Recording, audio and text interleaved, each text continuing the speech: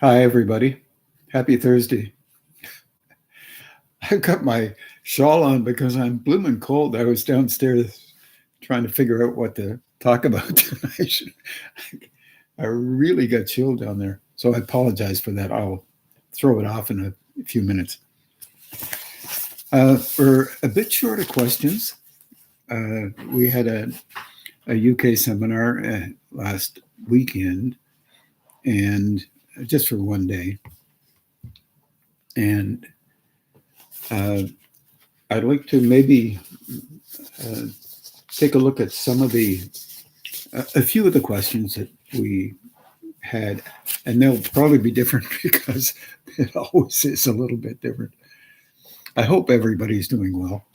We're a bit chilly up here certainly in Ottawa anyway, now, and we will be for next week or so, but just early in the morning, like 4 degrees, and then warming up to, what was it today, Marlene, about 17? Yeah, 17, 16, 17. So it's a little, and that's centigrade, of course. Centigrade.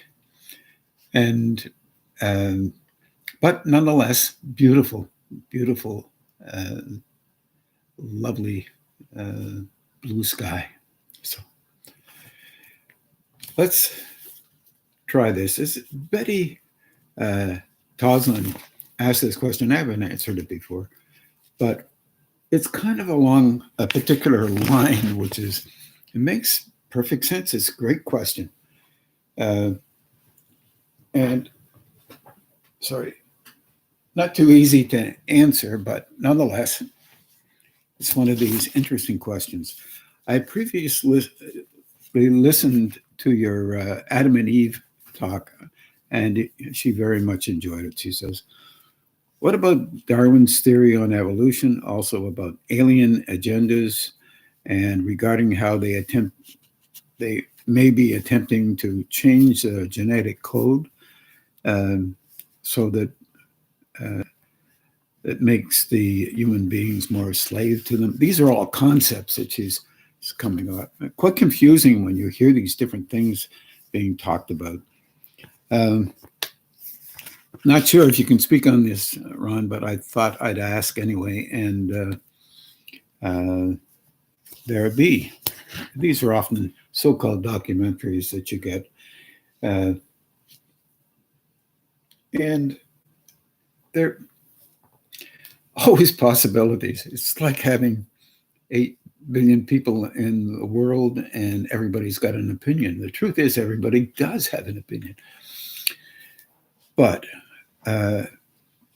my particular focus in this whole structure of so-called spiritual development is related to trying to link into a higher state. Now, this causes a real problem. And all of these systems, there may be some truth in all of them. Certainly, Darwin's theory, if anyone has read his couple of books, he's trying to come forward with an idea related to evolution, and in some ways it makes perfect sense. Alien agenda, for example, in some ways it could make perfect sense that we have been affected by other beings from other, let's say, places in the universe, attempting to change the genetic code. Well, it is important to realize our genetic code has been changing over 250,000 years. That's only one estimate, and continues to do so. Finding yourself a decent book on genetics, if you're interested, or biology, if you're really interested, worth doing some extra reading. And I'm not talking about opinion reading. I'm talking real scientific research here.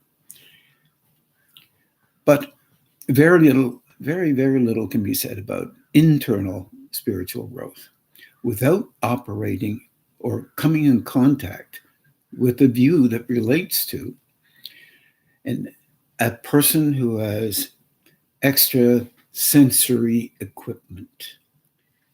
Um,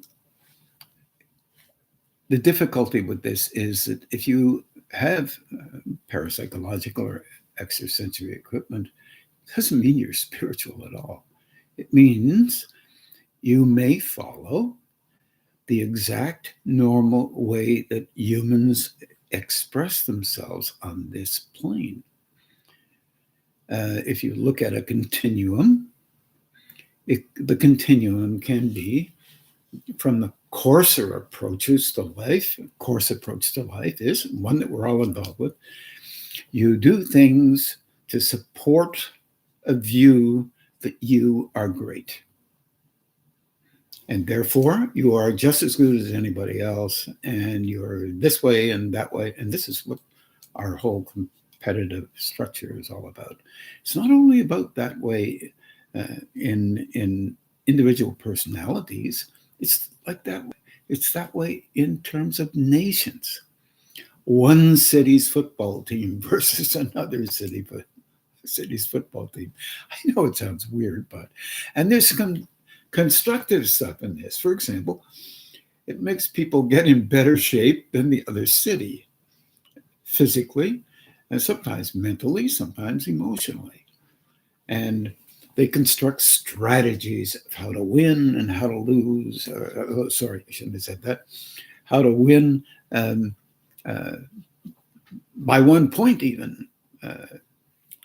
Football or soccer, depending on what countries you live in, is based on that principle. And so is our North American football.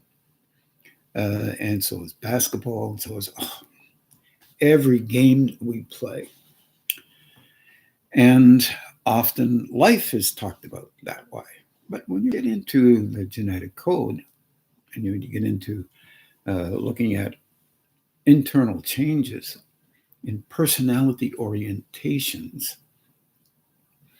all of you know, if you have been attempting to make some adjustments to soften down that coarseness in you, in me and anybody, you know how difficult it is to, first of all, even notice that you might be doing something that is a little coarser than what you need. It's more about being valued and important and position-wise,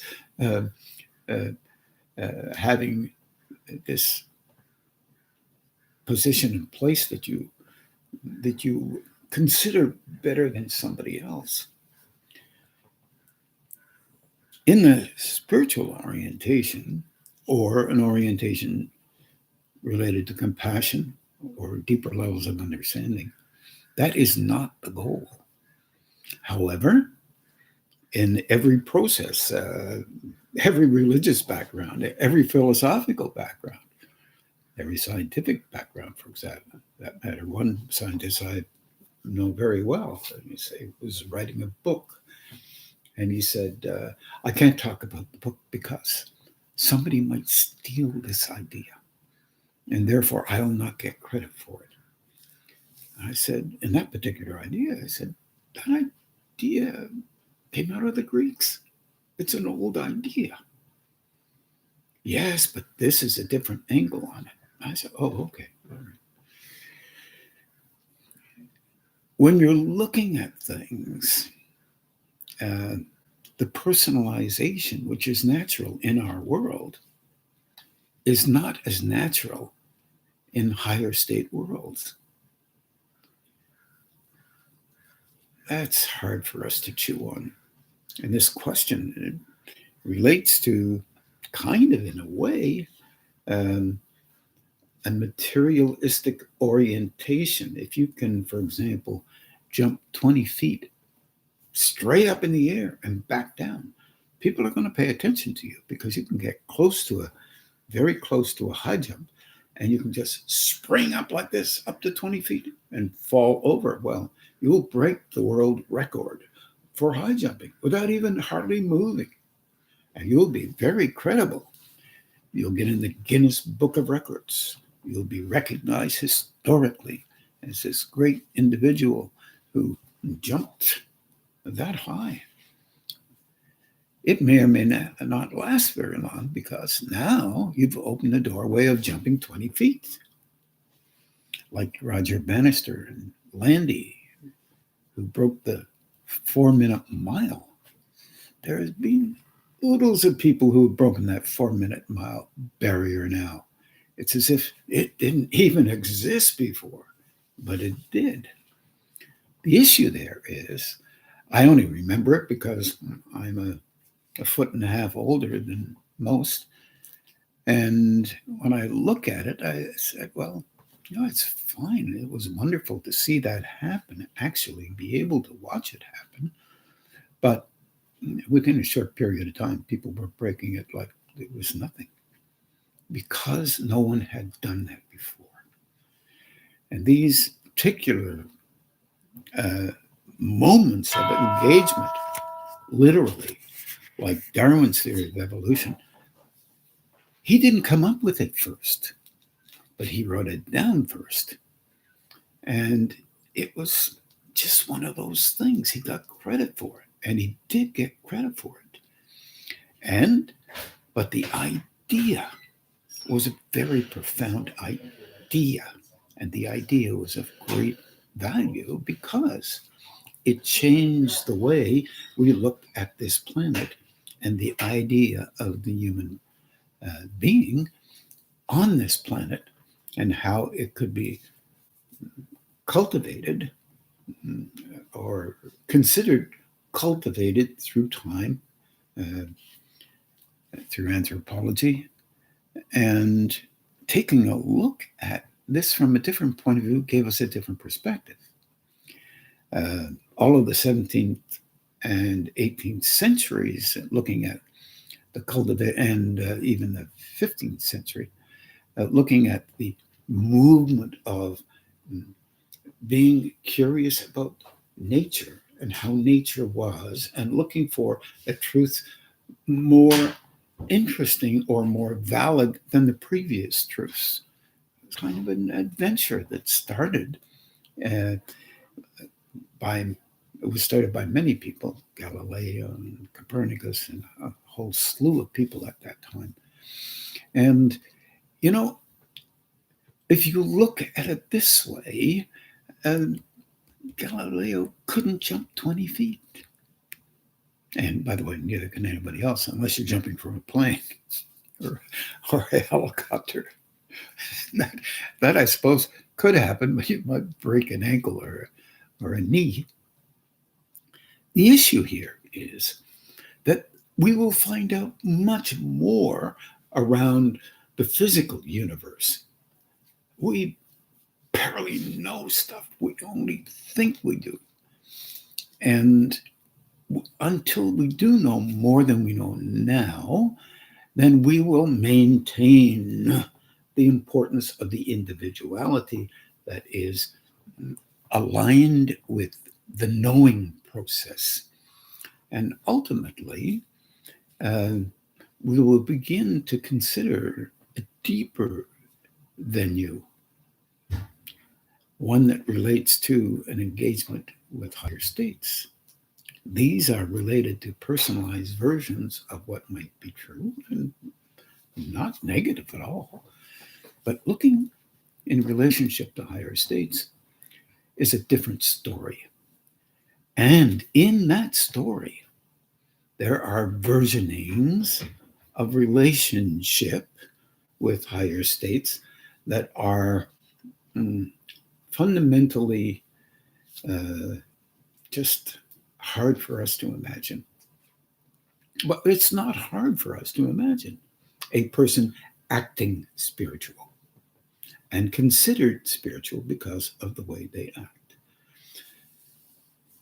What we're trying to do here is broaden out a conscious awareness beyond the personalization. This is very hard because we're not trained that way. When I was younger, I played a lot of sports. You were recognized for that. You could say, when I went to school, I got straight A's. You were recognized for that. Maybe not for everybody, from everybody, but nonetheless you did. You may have had straight B's. You might have been recognized for that too. You might have had straight C's, and you might have been recognized for that too. You might have had close to failures, D's, or whatever the issue was. And you may have been recognized for that because you knew that you couldn't do better than that. You were recognized for the hard work you were involved with. So right away, a person who recognized for B's and A's and A pluses, they think they're more special than that other individual. You may not have had to work for those A's. The person with the D's had to work hard. And they would work hard all their life. And they would try to make sense of things based on so-called D level. It is true that Einstein, when he was in lower school, failed math. It was because mainly he wasn't interested. Didn't mean he didn't have a brain. He had quite a brain. But then he learned math. He had to, because he was trying to prove his theories. He got credit for that. When you're engaged with energy, here's the dilemma. And this will go into the next question, I think, as well. The next couple, we had a few of these. If you use energy for your own purposes, and I keep saying it's possible, then it's a personalization. If you use it to help other people and you link up with the higher state and you prepare yourself to let go so you can be empty enough of your personal, let's say your personalization, wishes, wants, and desires, then energy will link in with you to help others in a manner that is not coarse. The entry in doing this for many has been to hide the capacity that they have. We don't like doing that too much, do we?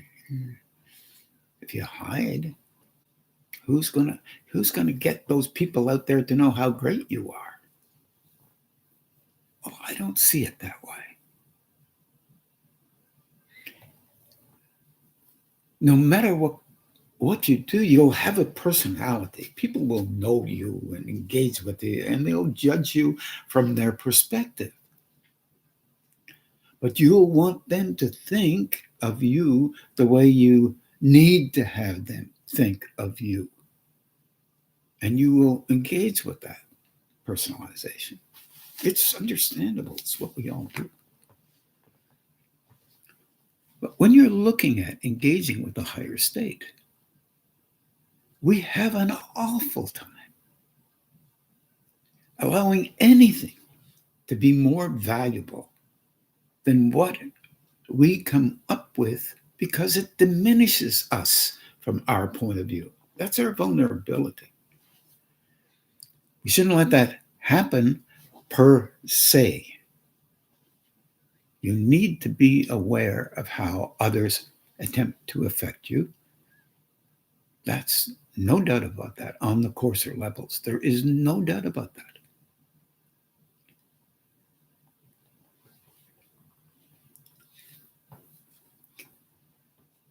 But if we can get to the point where we can learn through meditation how to let go of that coarser rendering that we need to have to make ourselves feel highly touted in the eyes of others. It's involved with all of us. Then we can engage with a higher state, because that state is within and moves through us. And you can be conscious of it as if you are watching it at the same time you are engaged with it, engaged in the watching, not in the interfering with it, and not saying it's you that's doing it. I know this is difficult for us to understand. Hard enough for me to understand it fully. That's for sure. But if you're honest with yourself, you'll understand what I just said. And you'll understand your great need to have it yours.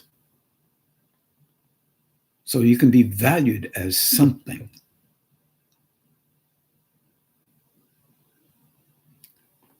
Our problem is that not very many people, human beings, are truly aware of that inner engagement that is not coarse.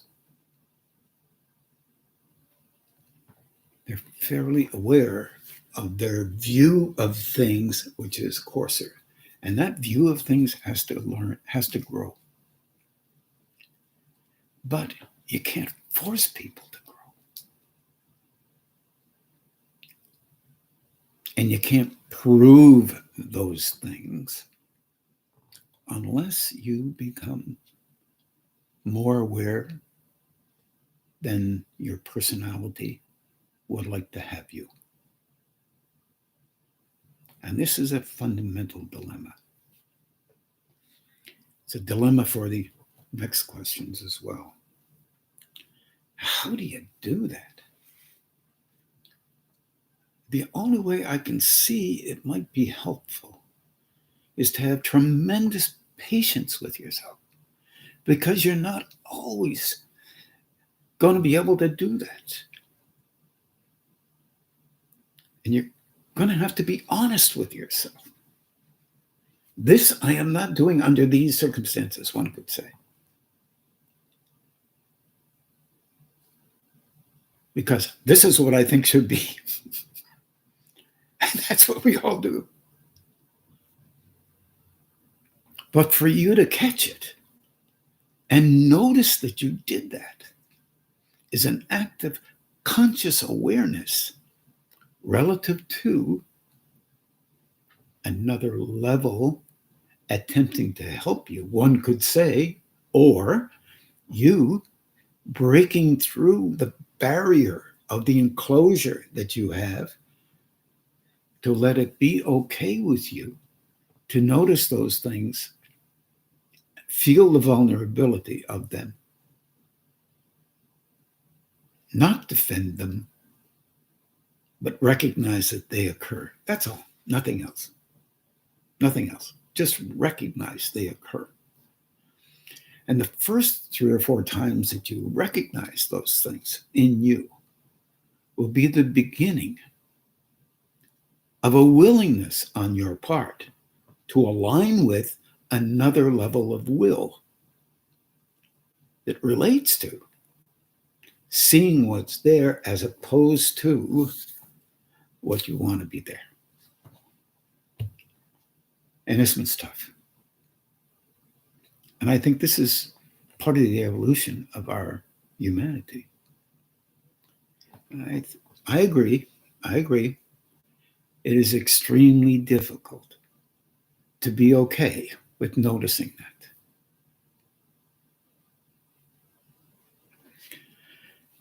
This deep question of Betty's, how do I deal with this?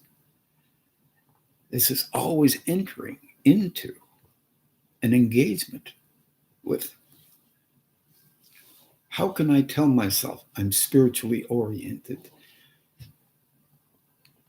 And why would I use that word even for some? When the true word is I. And we're faced with that all the time.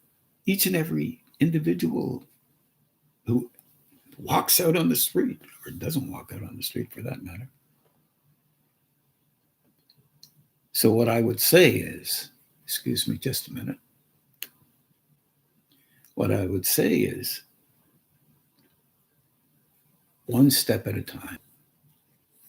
I have all kinds of advertising coming over my face here. I'm just going to try and get rid of it. There, I got rid of it.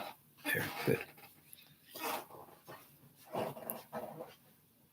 And attempt to look for small successes.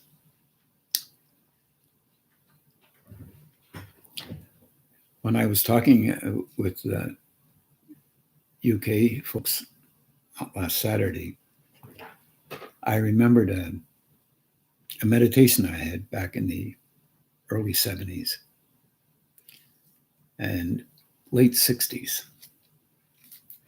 Prior to meeting any of you, I think I met Lee and Carol around 1971, if I'm not mistaken. And I was looking to understand all the things that were happening to me because they didn't make logical sense to me, because I was brought up to be a manager of a life insurance company and to do other things in a particular way. And I saw this image because I was asking, how can I, at that time, be of help if this was what I was supposed to be doing, because I didn't know anything about this stuff. I had lots of experiences that I was talking about in terms of being able to do some things, but that didn't mean I was spiritual, although I always had a tendency towards that vein, to be honest.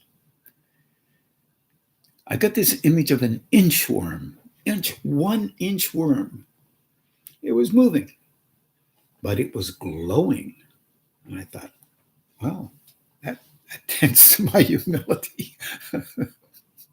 I can see that covers the territory pretty well.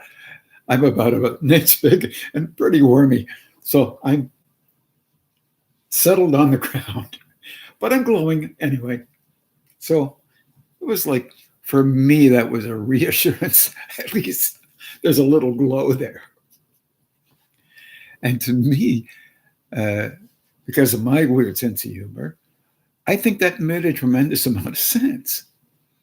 Because no matter what you read, you can have carloads of information in you, and you can be affected a little bit by the book, but you're trained to have your way of seeing things wrapped around your personality style. And that's honest. That's what we all are. It may be annoying to some people's ears. Nonetheless, that still exists.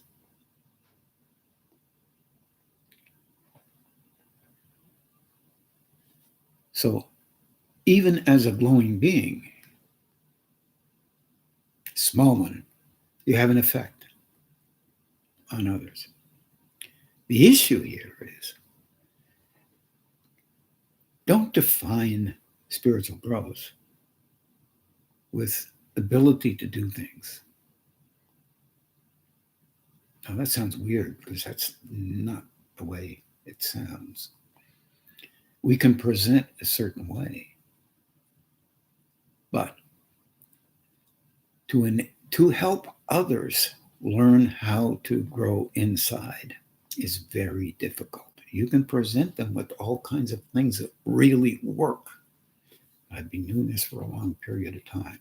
So those of you who ever do this in the future, on their own, whatever that means,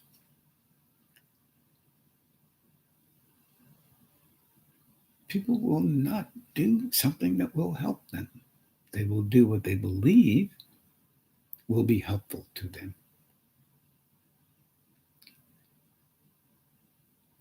Simple things really often work. Complicated things can work. But doing is not easy for us. Constructing relative to our particular vulnerability needs is exceedingly easy for us because the world of humanity is a clever lot. But to be honest, not as able as higher states are.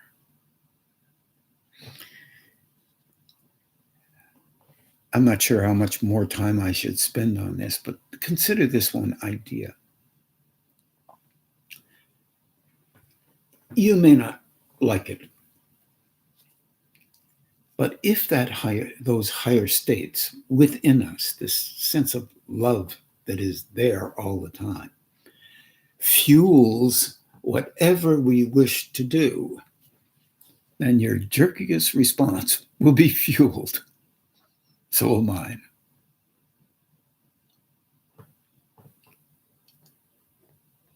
Primarily so you can see it.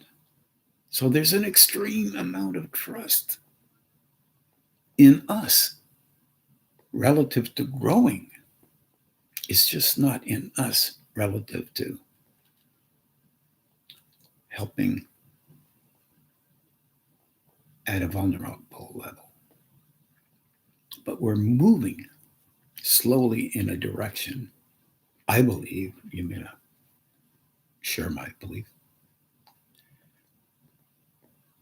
so that we can allow the perception of that flow to be noted within for years after it could flow within me, at least to a minor degree, an inchworm concept. I thought, is this all there is? And that all there is part held me in the all there is part, because being nervous about becoming more able was a primary concern.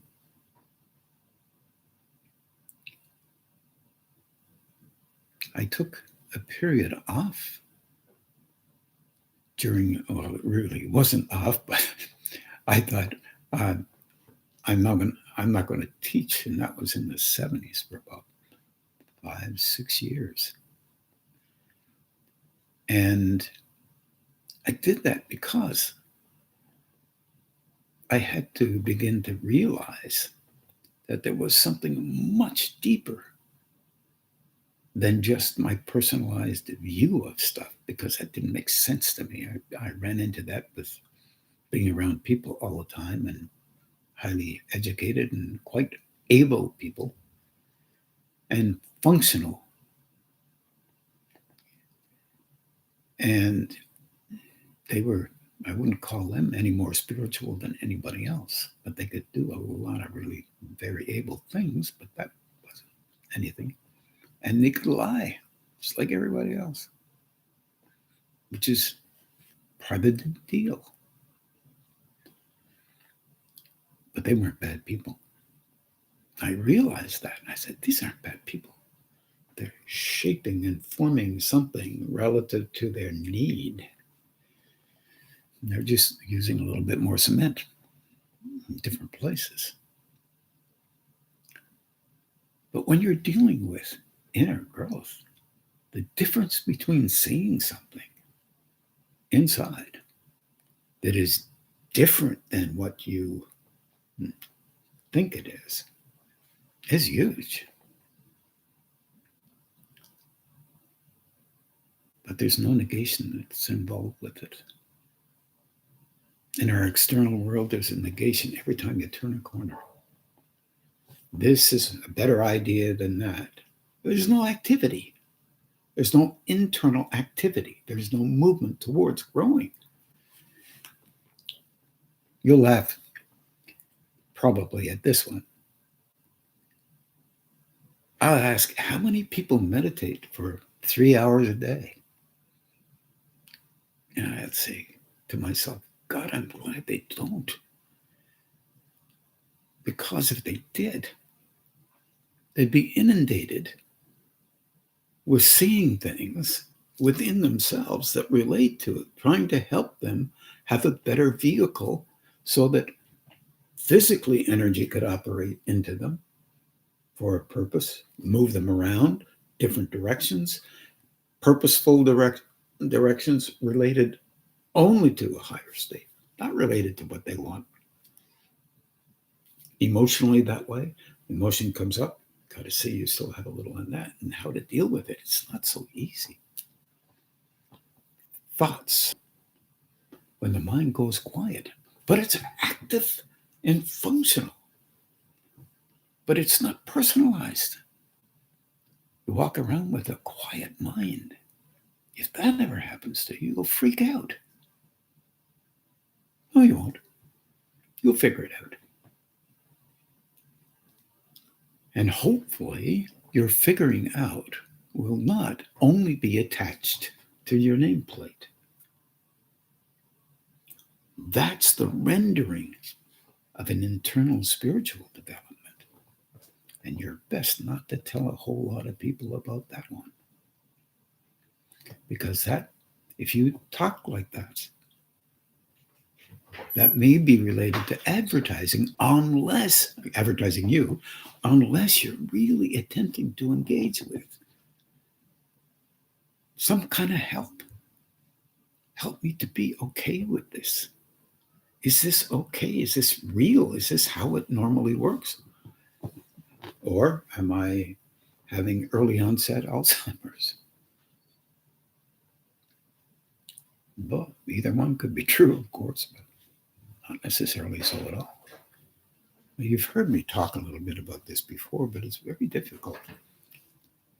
And I know I can't force anybody to be this way or understand this way, because if you're able to see something or think you see something or engage with something, your spin may be personalized. It doesn't make you spiritual. I remember talking to a yogi in India. He said, I asked him a question one night. I had gone to visit this guy. He was actually in his 90s. And he used, in the astral plane, he used two beams of light coming out of his eyes to find his way through the dark, through the pressure of intense physical, emotional, mental energy, period. So I asked him the next day, I said, Yogi, have you been using that method long? I find it fascinating. I've never seen that one before. He said, Ron, I can't discuss this in front of all of these people. If you would like, I'll come with me and later and I'll discuss it with you. And what he was really saying was, and he said it in front of all these people, if I discuss it, they're going to think that they should really be reverential to me because I can do that. And they should only be reverential to an internal aspect that is operating in and through me, as opposed to my personality. Well, he was an honest yogi. But it's very hard in the West to consider that one of any value. But there is an aspect in every one of us. Right now, there's 36 people watching. It was about 40 a little while ago. They might not like the subject matter. Or they might have been, it was around sometime around, let's say 5 hours, 1 o'clock in the morning over in England. I'll catch it tomorrow. Whatever. But when you're looking at these things, it's hard for us to understand them. unless you have an experience. So, if you have experiences related to inside of you, be willing to take a look at those relative to something that can be broadened out so you can perceive beyond what you make up your mind it means. And this is very difficult for us, but nonetheless,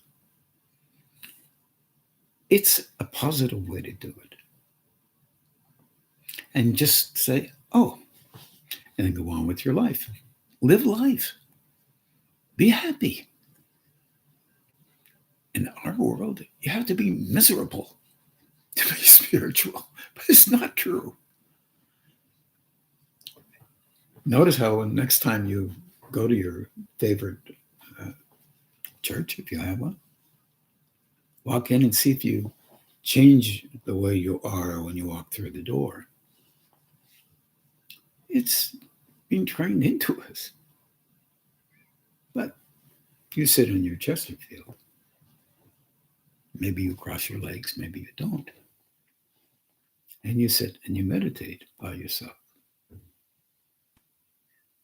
And you search for that flow within you.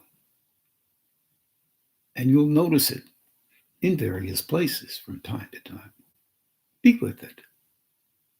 Remember, if it is loving, you can be loving with it.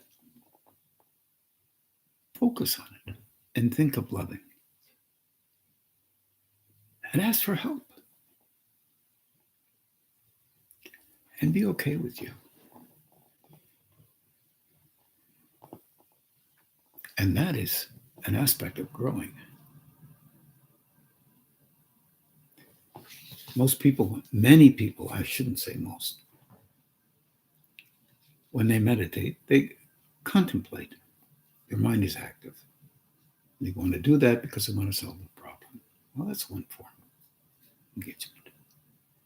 Nothing wrong with that. But also, being quiet inside is also another form. And it develops a quieter resonance inside, and you can look at it as if you were inside and wanting to be quieter. And you can tell that chatter in your mind, go away.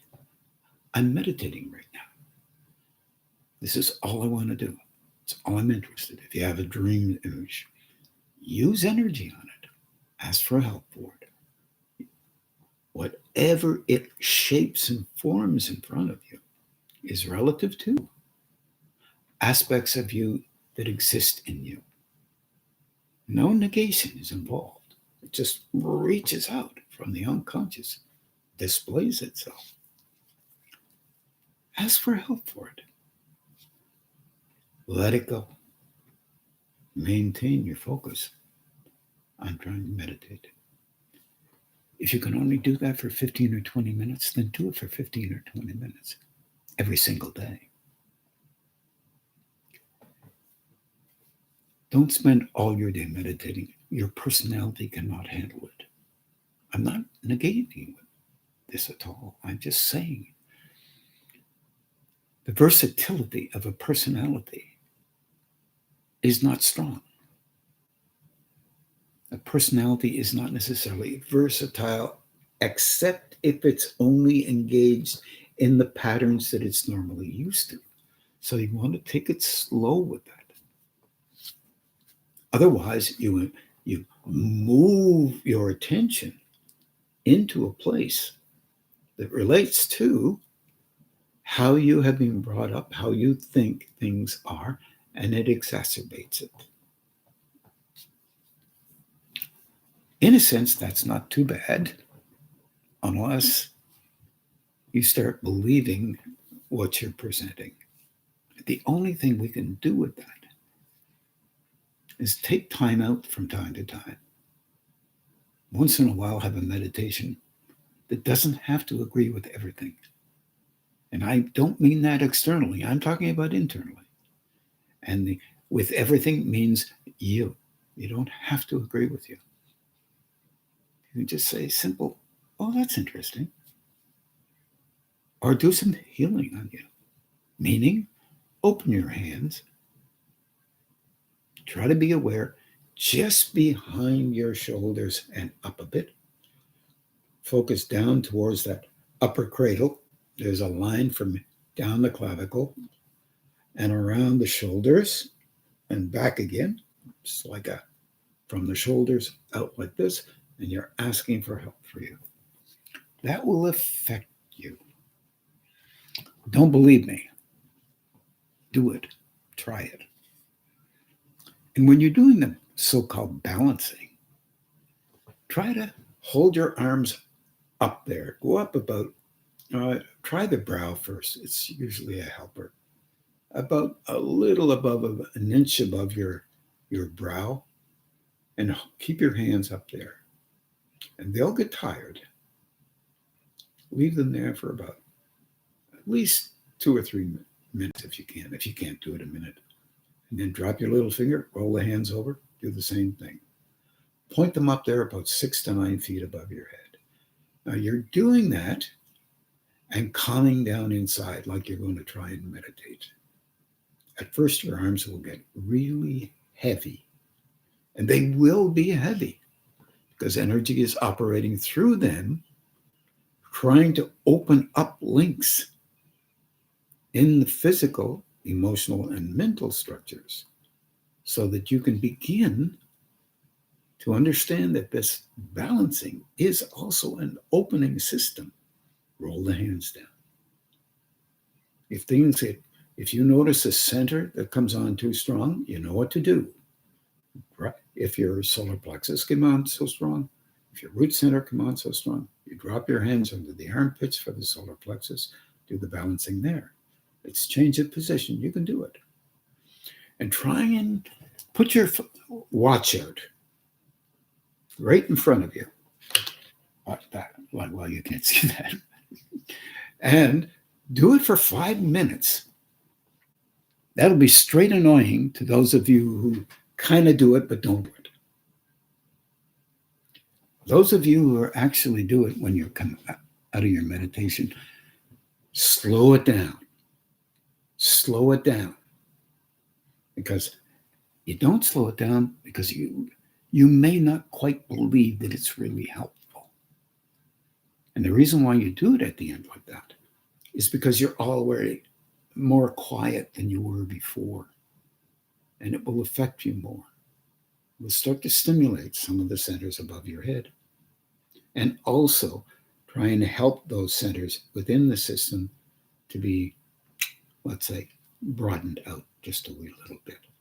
Now remember, if any center opens in you more than it was open before, this is important. You'll be more intense than you were before. If you are, often it will relate to the lower centers. Don't find that negative. Just say, wow, that means more energy can go through me. Yes, and then just get the arms out there and use those hands underneath the solar plexus, or the armpits for the solar plexus. Because the solar plexus is a key system for the early engagements of energy relative to the personality. And it will help you to see differently. And you can roll the hands down and push them through. You know how to do that. Wipe the knees and bring your hands up to the sides of your legs, halfway between the knee and the thigh. It's where the heart center roughly is. And just hold for a few minutes. See what happens. Go inside. If you have to do it, if you have to close your eyes at first, close your eyes. See if you can notice. Keep doing it and then building the ability to be able to be aware of it. And don't tell anybody about it. Otherwise, what you'll do is you're just building yourself up. If you're teaching, that's different. You only do it when you're teaching. You don't do it when you're not. Fair enough? That will help you, as it has helped others. And in all of this engagement with Betty's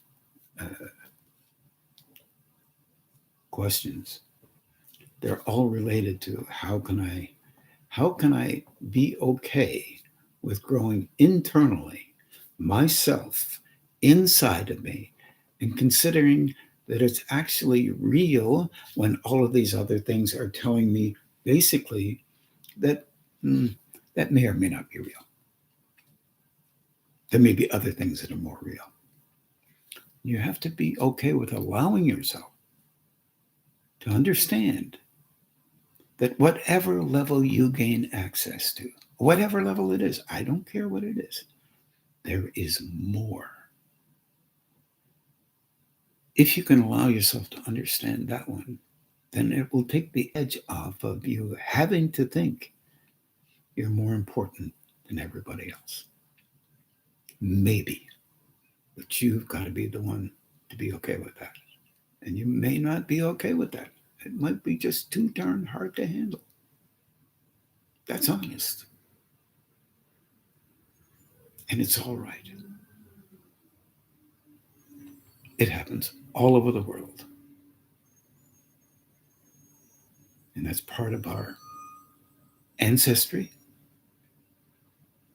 And it's part of our current engagement with living on these planes. Look around, but also look inside. And be okay with you. And move best you can. Gentle, balanced, and as appropriate as you can possibly get it, relative to you. But please, move best you can. I wish you well. And we're going to meditate now. I know it's slightly, I don't know what time, quite time, about 7 minutes to, something like that. If I start on another one, it will be probably take about 15, 20 minutes. So let's meditate. And I wish you all well.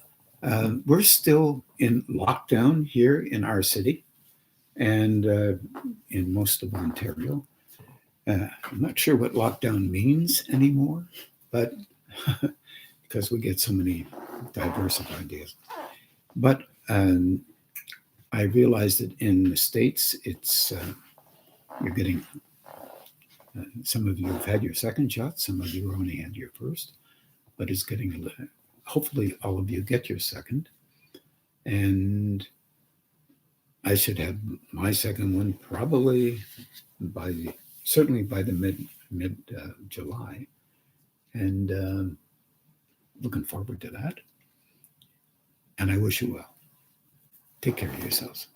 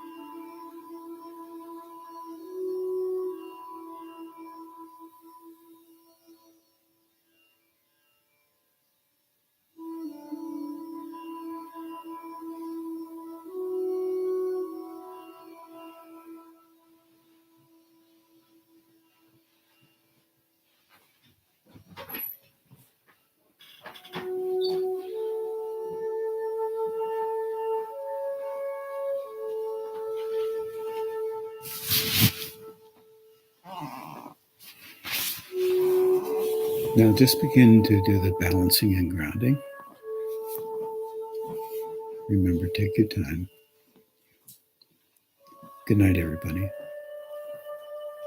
I wish you well.